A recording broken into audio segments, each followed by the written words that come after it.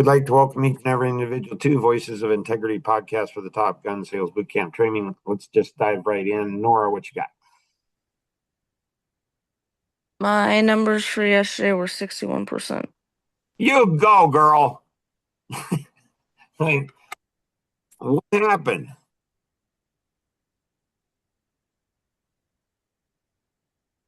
Uh, I had a good day. I don't know. It's not a big deal. Um, Anybody want to help Nora?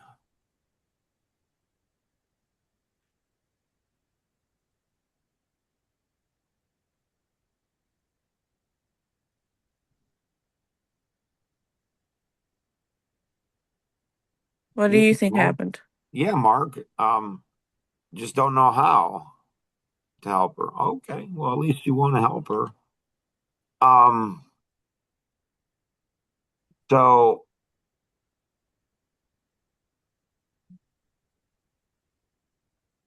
things don't just happen or not happen for a reason. There's a reason things are happening. Oh, I did not put my numbers in yesterday though for my life GPS. Okay, so this is done based on a, this is done based on a,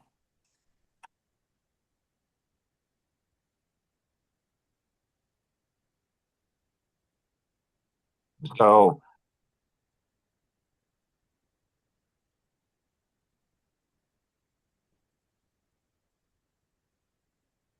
so how do I delete these?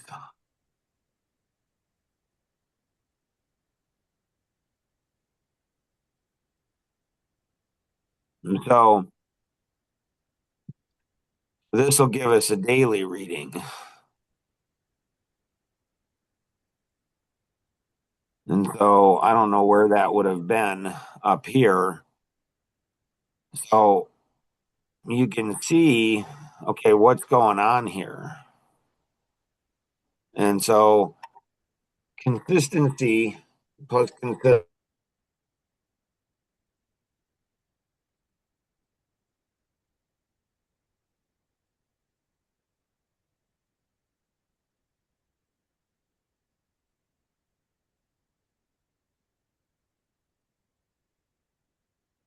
Looks like we lost him. Nora, what is like the roller coaster principle? Like mine is as well, just up and down, up and down, and up and down. Do you know, like, would it be possible to level that out? I think mine is to figure out because there's some days where I talk like my calls as far as the calls that I make are pretty consistent, like outbound calls. But if I don't talk to people, or if I'm not able, they don't pick up, that affects my numbers for the day quite significantly. So I don't know, and it's not always like the same time during the day. It just depends. Like, so I haven't figured out that portion of it, but I do think that that has a lot to do with it. And then I did sell a business x-ray yesterday, which was very helpful for the PPA. But um yeah, I'm not sure because it is very up and down. Yeah, that's something I haven't figured out as well. Um, Anything else you have, I do not know. Kenny? What you got? With the inconsistency, like you would think, even if you have a days that are up and down, days that go, days that vary, it would like in the end of the week, like the weekly numbers would still show like fairly consistent. It's kind of what you'd anticipate. But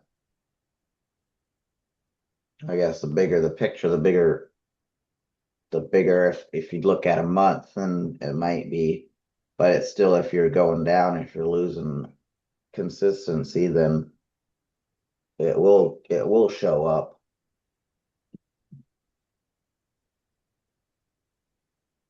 Mm. For me, it's hard to know or hard to track my numbers because, you know, well, I don't have any new leads that I'm talking to. I don't have any new sales coming in.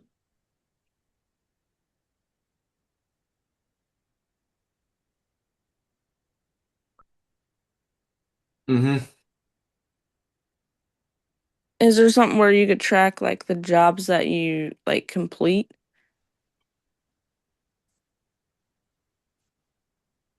Well, how does how does that help grow the company?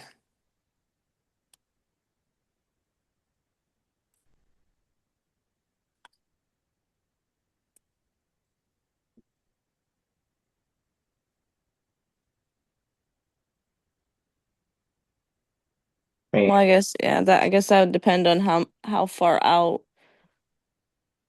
you are, like on your like if you had jobs coming in to where they were lined up and you could get, X amount done in a week, then you could get to the next job quicker, but you'd still have to have more sales coming in. So asking for referrals, calling past clients between job sites, uh, um, looking at leads that haven't converted.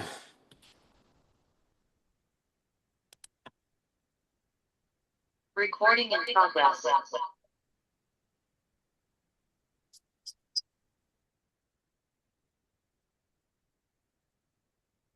So, owning a company is brutal and exciting. I mean, it's rough. You gotta like, oh, how do I squeeze out every minute of productivity? Like, how do I do that? Is there time between, is there time between back when, cell phones and car phones were new? It was like $1 a minute, literally, to go ahead and use them. And I was in the car and I was going between appointments and I was making phone calls to squeeze every minute out of the day that I could.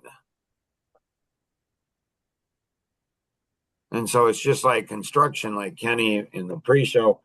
It's like, okay, do we have any extra 2x4s and stuff? Why? It's for stewardship. It's for, it's being able to go through and say, okay, this is what I need. Like, how do we squeeze more out of it? Because that's what makes a difference in the profitability. If your profit margins are 10%, you get 5% more productivity, you can increase your profitability by 50%, which means there's more that team members can earn. There's more that owners can. I mean, it's just a win-win for everyone. It's a lot of the little things that are going to make all the difference in the world. Swinging back in to Luke leads that haven't converted. So having a list of prospects that haven't converted. So here in box 13, why prospects are lost. You often have somebody other than the salesperson finding that calling, swinging in and asking. Why? They won't be honest with the salesperson. Yeah, they won't be honest maybe with the salesperson. The salesperson's not going to want to go ahead and hear maybe what's being said. So they're going to hear something else. They're going to hear, well, it's not my fault. And so you have a fresh voice coming in and saying, hey, you can get referrals from people. You can get more referrals from people that you lose than people that you actually get if you have a better follow-up system. So your client for life system here is not client for life just with clients. It's clients for life with everybody in the process. And so here in the client for life, Send monthly relationship newsletter.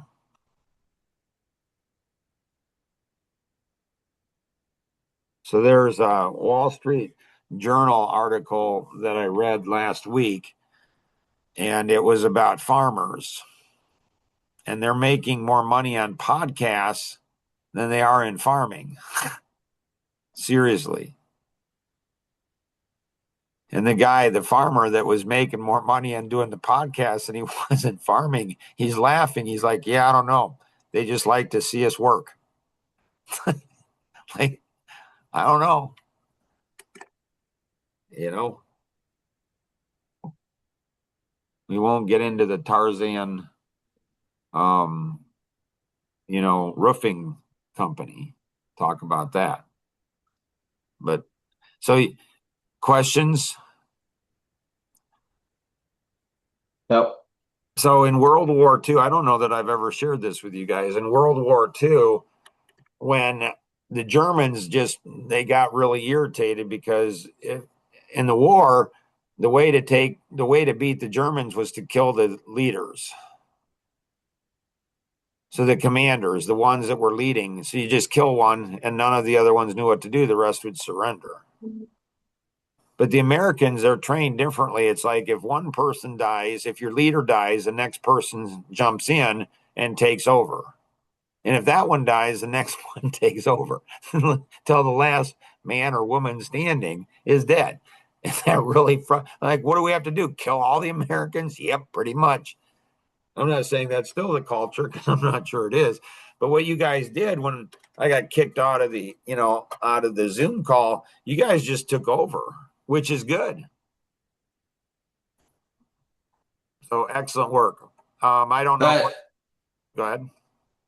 Well, are you done with that topic? Yep.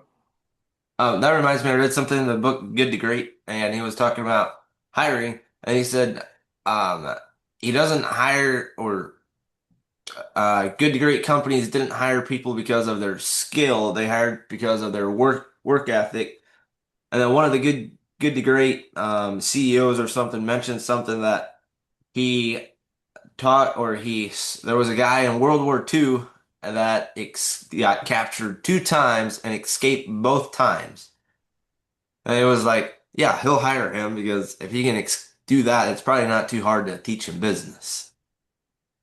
Well, this is why I've thought for years, people in prison, you know, like gang members and stuff could be great business owners because of the adversity. I make a mistake in business. That sucks. I could go out of business. I could lose money. You make a mistake in gangs in the inner city, you die. So gang members have, a lot of emotional intelligence and what they were brought up in. I mean, that may have been the way they survived. And so looking for the EQ, the emotional intelligence, can be good. So the more you talk about Good to Great, Luke, the more other people will say, wow, maybe I had to read it. The more what you read, Luke, is going to go ahead and become internalized. And I read that book, I don't know, maybe over 30 years ago. And so there's things that you will go ahead and share that I'll be like, I don't remember that part. And so it's a good reminder to me too. So, and then we have connection.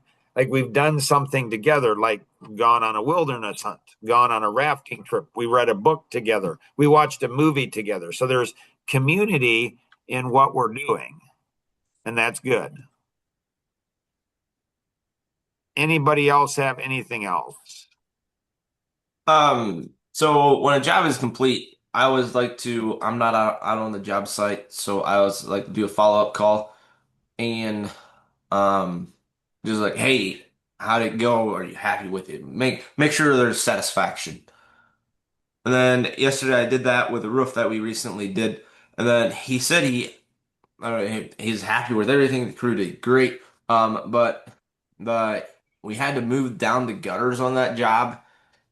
and he said he asked me beforehand if he had to move down the gutters, and I told him no. Um, and then once the time came to it, our crew moved down the gutters, and they did So do you the remember telling him that? I don't, but he was a really good client as well. So my guess is, I mean, I probably did. I don't know. So good. And so do you know why? Let's say you did. I don't know. I wasn't there. You don't remember. Okay. If you did, let's say you did. And do you know why you don't remember? Hmm. Well, Anybody know why Luke doesn't remember?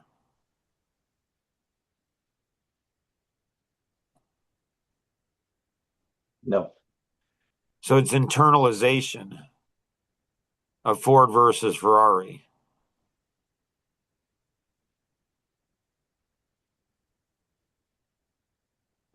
He's not slowing down around the corners.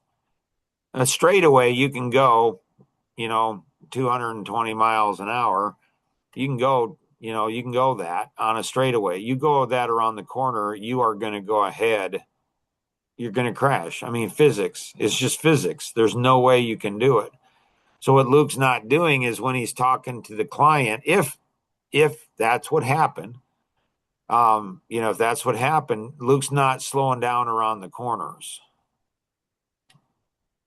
And how will this impact Luke going forward in the future?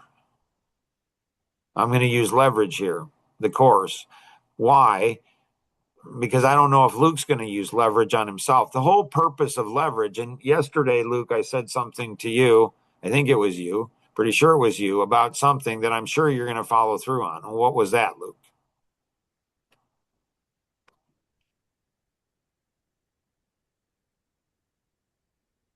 I don't know. The course leverage, and then what are you guys doing?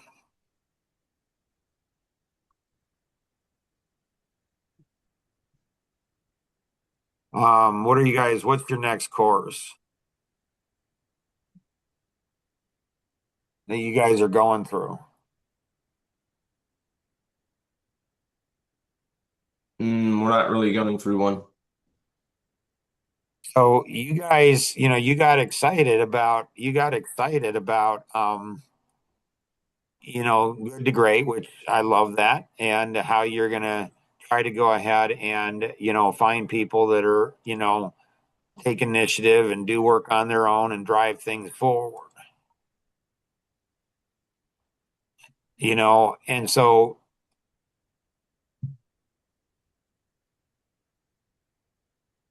but you guys struggle with that. So here is the courses that are out there. So personality masteries.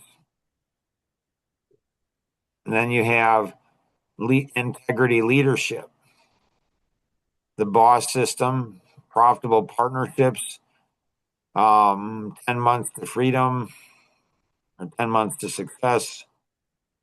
And then you have generating more and better leads. You have, the 530 grid on area one marketing, sticky messages, and MSP. Then you have, so you have a bunch of courses, a lot of courses in sales.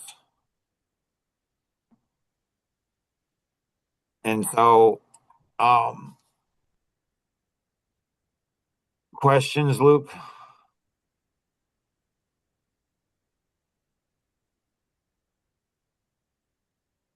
No.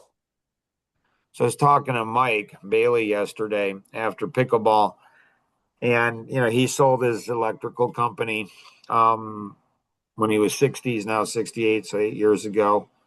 And I don't know, we were talking about something, and I said, "Yeah, I have a lot of rules. One of them is doing things that I don't like to do." And so I might be doing more things I don't like to do now than I did when I had to do the things that I don't have to do now. So there's a bunch of stuff that I do that I don't like doing. It's just discipline. Because if you don't do that, you get old and die.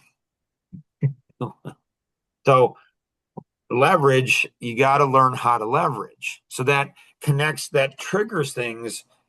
So I don't think you guys are real big fond of, uh, going through courses. I don't think that's your favorite thing. Like, boy, I wish I could go through a course. And I get it. I don't like building courses either. Um, so on leverage, so Luke, not slowing down and listening to the client, like he didn't listen to me yesterday, didn't take it to heart. So what's the leverage point for Luke?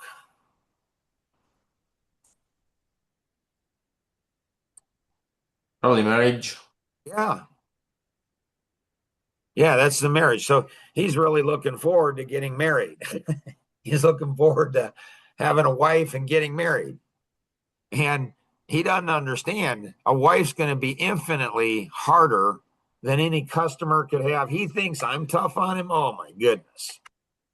Like it's going to be brutal for him for his own benefit. A lot of it, most of it, I think. Some of it maybe is for her benefit, but a lot of it's for his benefit. And so he can get a jump on that. And he can start doing that now. So leverage, it's like, my wife's not going to be happy if I don't listen to her. Well, I'll listen to her. I mean, I'm not going to listen to Mark, but I'll listen to her. No, you won't. You will not. If you don't listen to me, you won't listen to her. Well, I mean, I don't listen to clients, but I'll listen to her. No, you won't. You just won't, because you're not a good listener. You're not attentive to what's being said, what's important to the other person. Now, you guys going through the courses, I don't gain any benefit from that. Like I don't get paid anything more. There's no benefit. So why am I promoting something that I don't gain any benefit from?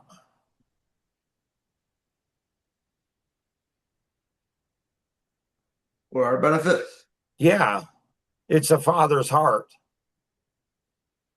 Now, if one of you are thinking, you can say it. Well, Mark, you do gain benefit from it. And that's true too.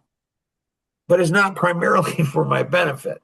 Like, these courses will change your life forever because they'll help you accelerate your thinking.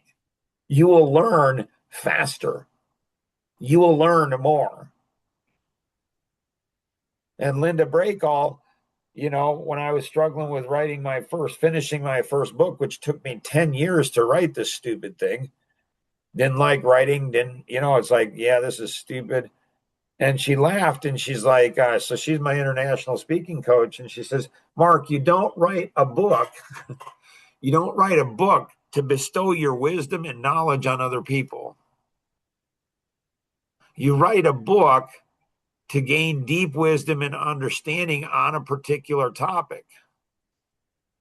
So why did I write, the booklet on Your Voice in My Headset on friendship? Because I wanted to have a deep understanding of friendship. What is it? Where does it go? Why is it there? Why does it leave? Why doesn't it this? So I have all these questions. And so you guys ought to write a book on something you're interested in. You write one book on something you're interested in, and you will gain a deep understanding. And I'll be happy to co-author the first book with you. And I'll probably do, 70 to 90% of the work. But once you gain an understanding and say, there is so much knowledge out there, and yes, it's hard work to acquire it. Yes, I have to do a lot of things that I don't like doing. But boy, does it bring me benefit and help me to grow.